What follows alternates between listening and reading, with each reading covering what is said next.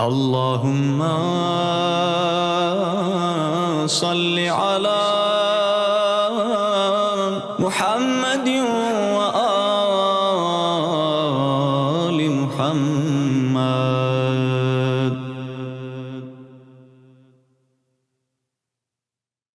أعوذ بالله من الشيطان الرجيم. بسم الله الرحمن الرحيم. الحمد لله رب العالمين والصلاة والسلام على أشرف الأنبياء والمرسلين سيدنا ومولانا أبي القاسم محمد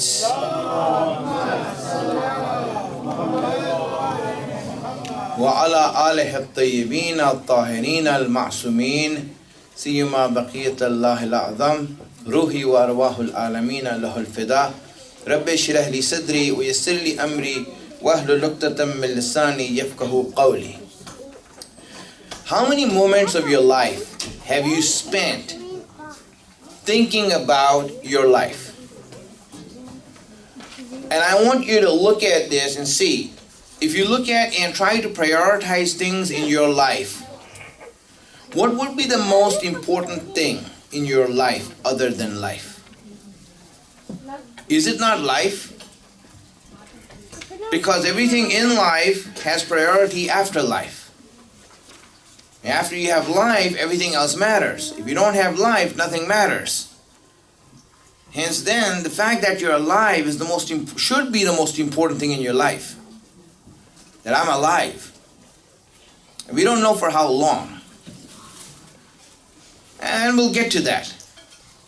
You know, how long you're alive and all of that, I will tell you how long you're alive for. But right now, just pay attention. How many of you have thought about your life? Really?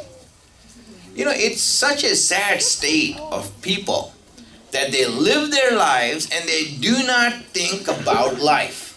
Their own life. What is this life? Am I doing it the right way? Is this what's supposed to be? What ought should it be? Then when you look at that, you see that most of us don't pay attention to what is life. And when we don't pay attention to life, we never understand it. And when we don't understand it, then we are playing a game that we don't know. How many Pakistanis have you seen watch NFL and get frustrated? How many Americans have you seen watch cricket and get frustrated? Oh! You know? It's like, why are you frustrated? It's so exciting. People are having so much fun. But I just don't know what it is.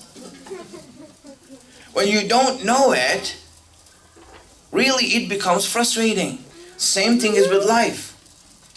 If you don't know life, it's frustrating. It's very difficult for you to live, and that's why most people who are living their life, it's so bitter for them. It is bitter. It's hard for them to just go through every day of their life. And hence people, what they do in order to live their life, they make up goals for themselves. They make up goals. You know, I want to achieve this in my life. Why? Why are you doing that? Because I like to. Okay? Is there a purpose behind it? Nothing. Just so that I can have something to live for. I don't know why I'm alive. And I create my own purpose for it. Such a sad state. Really? Is that what it's supposed to be? That we make just some sort of a plan that we have? You know? Any plan? Any goal? Just that we like it? Just because we want to have it, we desire it? Yeah, I remember after 9/11, George W. Bush was the president. If you remember him, I don't know if any of youngsters might not remember him, right? But to just let you know, before Donald Trump, there was another one. If you can go that far back, right? And if you look at him, right, when 9/11 happened, they say, we need to attack a Muslim country. Okay, which Muslim country? Just shoot a dart on the map and choose. Really? That's what you're going to do? Just shoot a dart at a map and choose a country. Okay, that one right there. Attack that one. How do you spell it? You know, that's how it is. That's how it was. I mean, is that our way of living a life? I'll make a goal up. I'll make something up. And you know what? Why? Because if I don't, what am I living for? This is the result of not knowing what life is. It is such a sad state. Many of us are living like that. Many of us do live our life like that, that we just make up goals for ourselves. Or the society makes up goals. You know, until the age of 18, education, 24, education. After that, you need to get settled down and get married and have children, grow old, have 2 heart attacks until you die.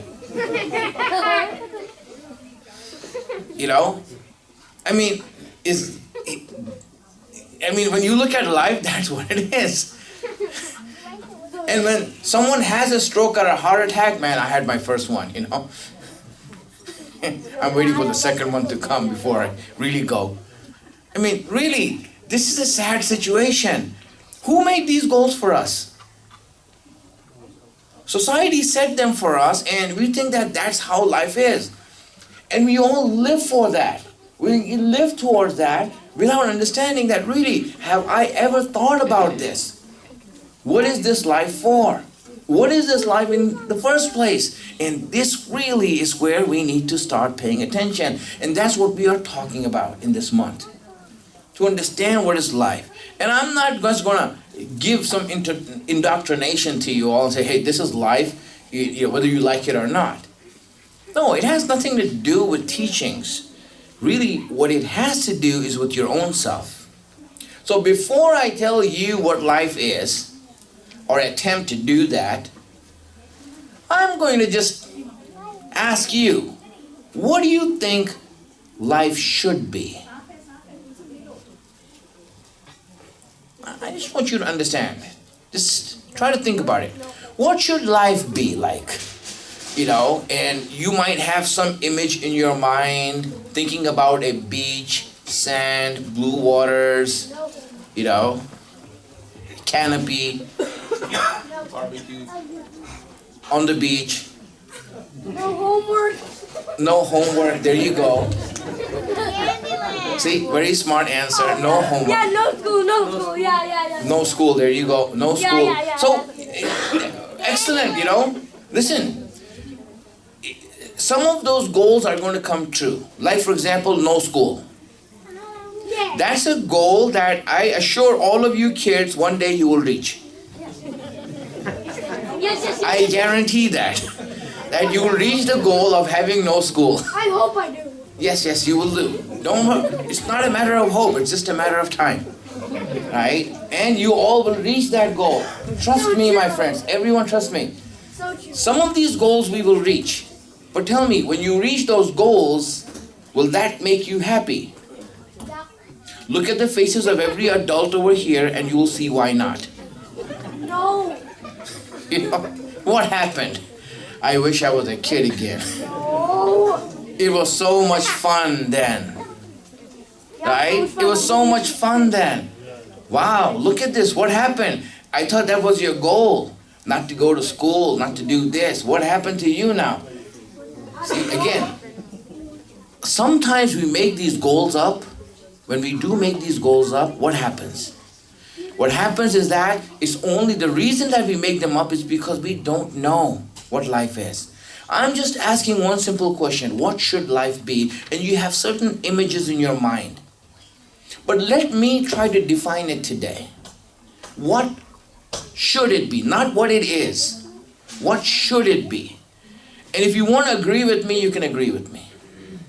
If you want to agree with me, you all can agree with me. So, okay, here's the thing, right? So, just as a side note here, it's not a part of the speech, just an announcement on behalf of this. We try to start the speech at about 8:50. Alright? So for those guys and people who want to go out after the iftar and sit in the car and have a coffee or something, you know, just to let you know that 8:50 we start the speech, you can come back by that time. Right? So we don't have to go out, you know, because I know some of the elders are going out and looking for people in the parking lot, you know. no need for doing that. All right, 8:50 is the time we aim for that, and hopefully, you all can be back here without anyone having to go out and look for kids.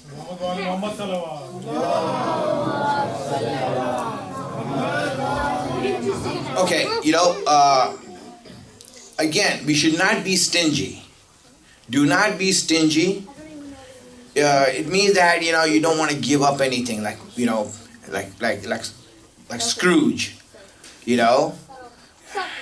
right? That you don't want to give up anything. You want to hold everything. Don't be like that. So when we do want to send a salawat, send it with some generosity.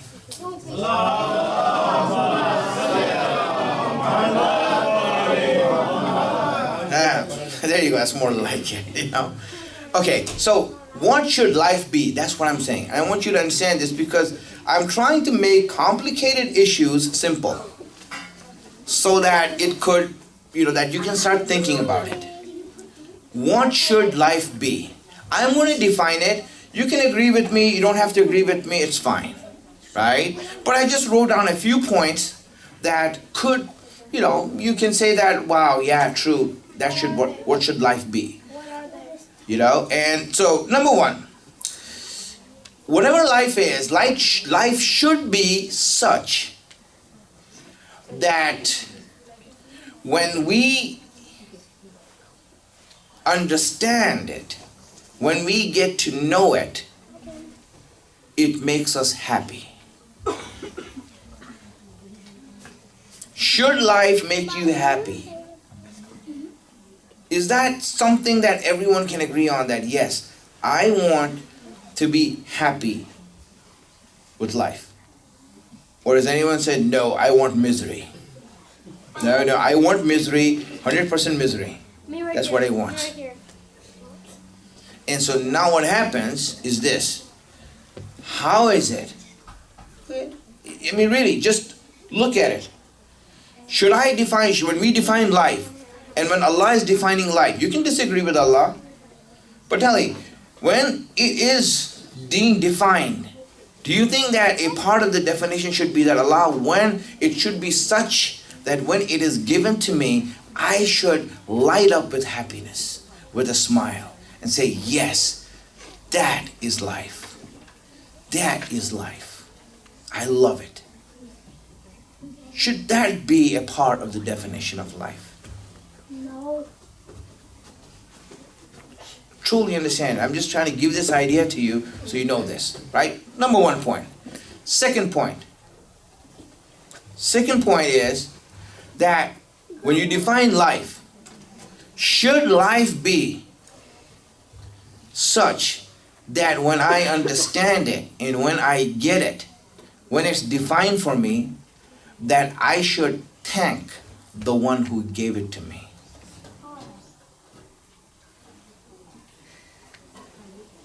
I mean, really, look at it.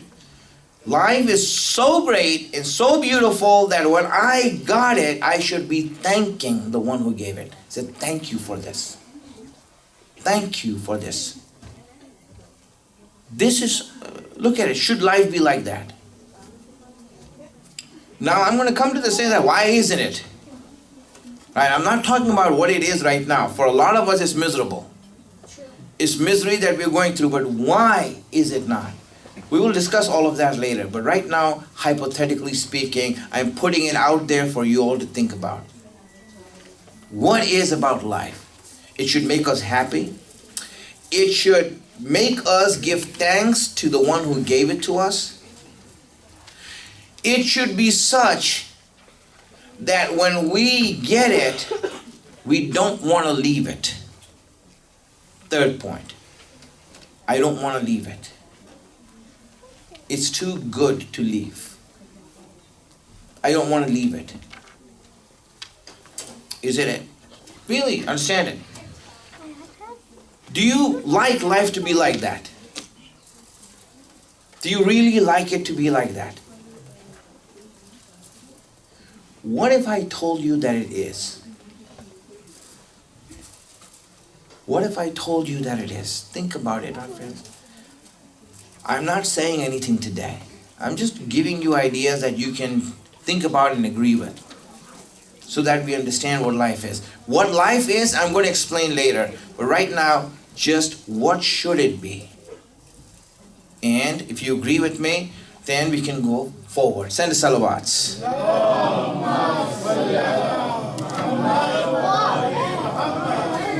A lot of people, because of the fact that they have a wrong understanding of life, they think that somehow we need to make it better. Life is miserable, terrible, horrible. So what should we do about it? We should make it better. You see.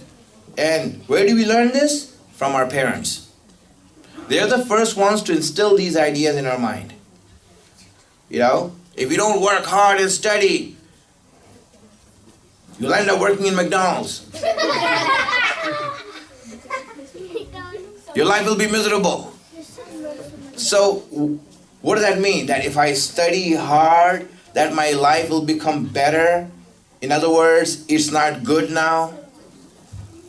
It's not good. I need to make it better. What Allah gave me is terrible. I need to do a lot of work to get out of this mess that Allah put me in. What is it that we are trying to teach? Think about it, the wrong messages we give to our own self and our children. When we do that, because we think that life is miserable and the only way to make it happy or the only way to make it better is if you do something to get out of this hole that you have been put in by whoever gave you this life, which is Allah, in other words. And this is the thing that happens. This is a lot of people in their mind, they end up doing like that. Why am I like this? Why should we be like this? Really, did Allah make us that bad and this life is that horrible that we have to fix it now? And this is the problem that we have. Yes, there are certain things that we need to do to defrag our life, but that is our own self. For example, everything is related to life. But many people, when they understand life, they think that, it's terrible, it's horrible. Why? Because we have some preconceived notions of what life is that have been taught to us by our elders, our society, everything. And we base our ideas of life on the things that we have been taught. Don't make that mistake. Right now, we just need to think that, No. If Allah gave me a life, why am I not understanding it to be beautiful? Why am I not understanding it to be amazing? Why am I not understanding it to be such that I can give thanks to Allah for this? Really need to understand. Meaning that, is it so bad? Is this life that Allah gave us so bad that we have to find reasons to thank Allah other than life? Allah, I need to be thankful for everything I know, but there's only few things I want to be thankful for, really thankful for. Truly, understand it. Why is it? Why? Because of our preconceived notions. So if we have that idea of life, tell me, what is the problem here? What is the problem here? The problem obviously is that when we look at life, we are never going to be happy. Because we already have a bad idea of what life is. And now we need to do something to make it happy. We need money. If I don't have money, I will be unhappy.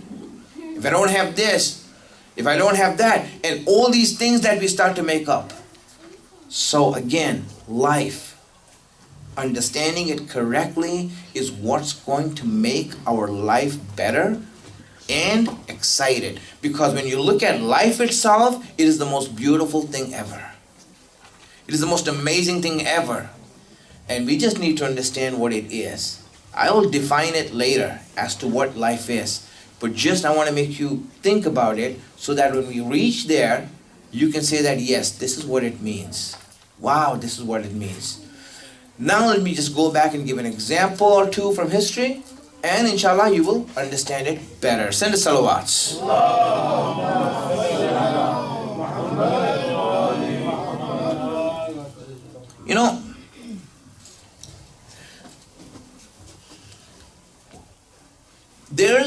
these, a saying from Imam Hussein alayhi salam.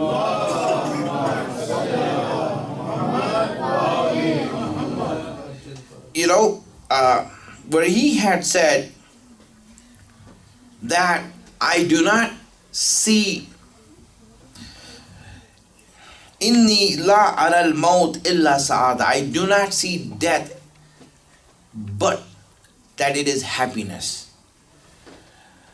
And life with an oppressor is nothing but a disgrace.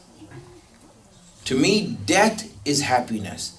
In life, as opposed to living with an oppressor, under an unjust system, it is a disgrace for me. It is disrespectful. In other words, Imam Hussein regarded life so precious, so honorable, that he refused to live it and disrespect life, dishonor life by living it under an oppressor. Living under an oppressor is disrespecting your life, dishonoring your life. And he refused. He says, I will not tolerate 1 minute like this.